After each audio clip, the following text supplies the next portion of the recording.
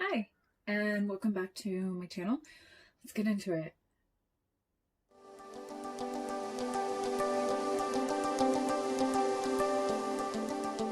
So, as you can see, today we're going to talk about something that's driving me crazy. Now, let me preface this by saying I love living in Korea. I have a very good life here. Things aren't super bad or crazy. It's not like a horrible life. However, that being said, nowhere is perfect. And there are things about Korea that drive me insane. And I'm going to talk about one of them today.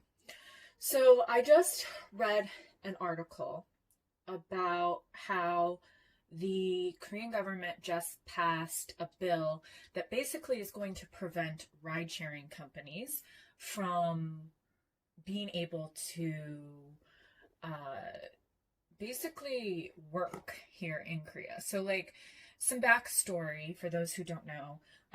When Uber tried to come to Korea, um, the taxi people were super anti Uber and basically made it so it was impossible for them to be here and be a part of the public transportation field. And so Uber basically just disappeared. I think Uber Black is still available, but like you can't have any other kind of Uber because the taxis and the people associated with taxis basically made it impossible. Well, a Korean came up with this thing called Tada, right? And Tada is a ride sharing app, kind of.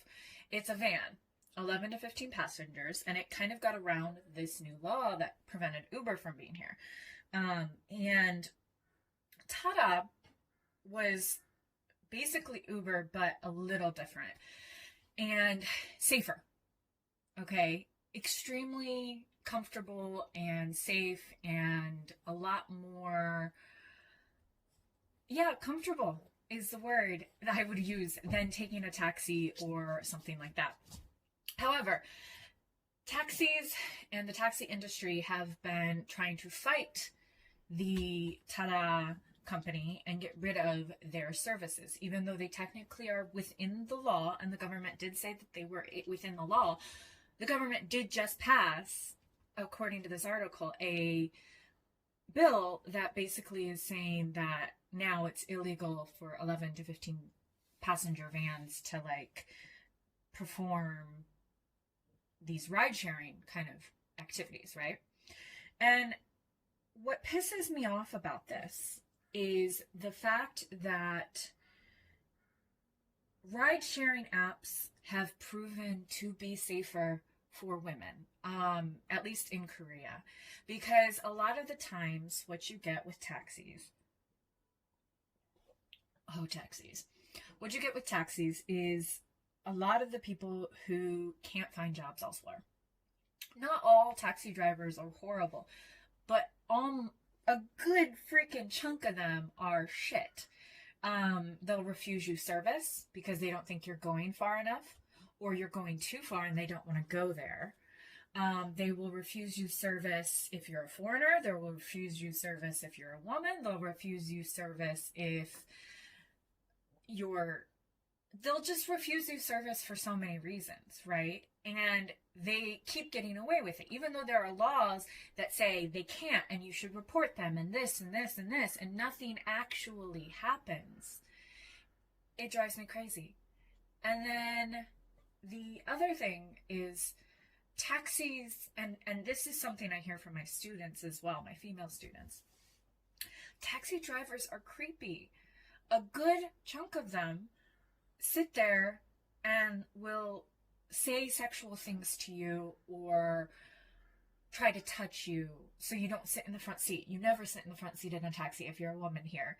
And it's just like, it happens constantly. You have so many taxi drivers that will take advantage of women, and it's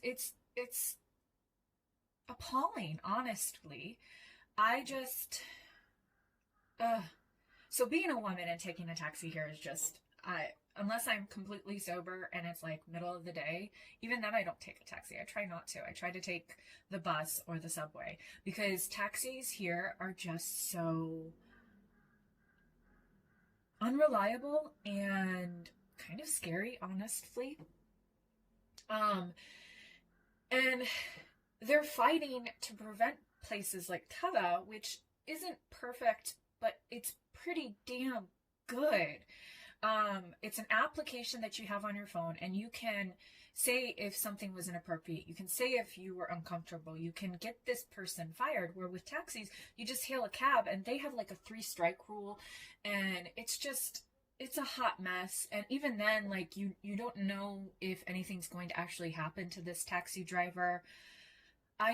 There's so many things that drive me crazy about taxis here, and I wish that the government would realize by bending to the taxi drivers and the taxi industry, they're limiting so much potential and so many better products from entering the market, and better products that make it safer for people, make it easier for people, right?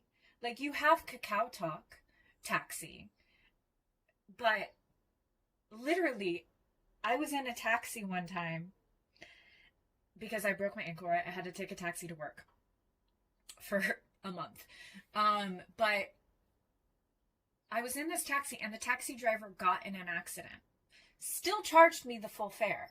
Would not let me not pay the full fare, even though she got in an accident, okay?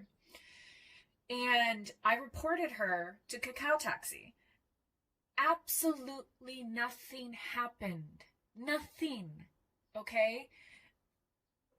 With Tata, if something like that were to happen, you would get refunded, and you would probably get the person fired that got in the accident. It's just... And also, taxi drivers don't ever listen to Kakao Taxis. They don't do it. It's just... Or they'll, like I said, they'll refuse service. Or like they'll see you and then they'll cancel the taxi. And it's like, there has to be repercussions, and there has to be an open market for competition within the ride sharing and transportation systems.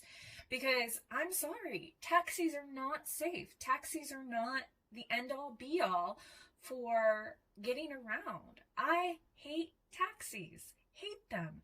And it drives me crazy that the Korean government is trying to bend over backwards for people who honestly aren't that great.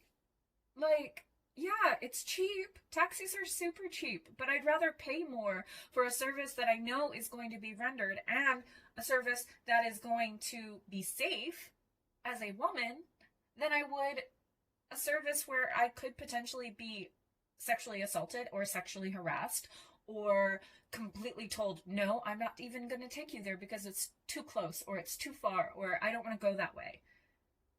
I live in Seoul, and I still have taxis tell me no. Why? That's what I want to know. Why?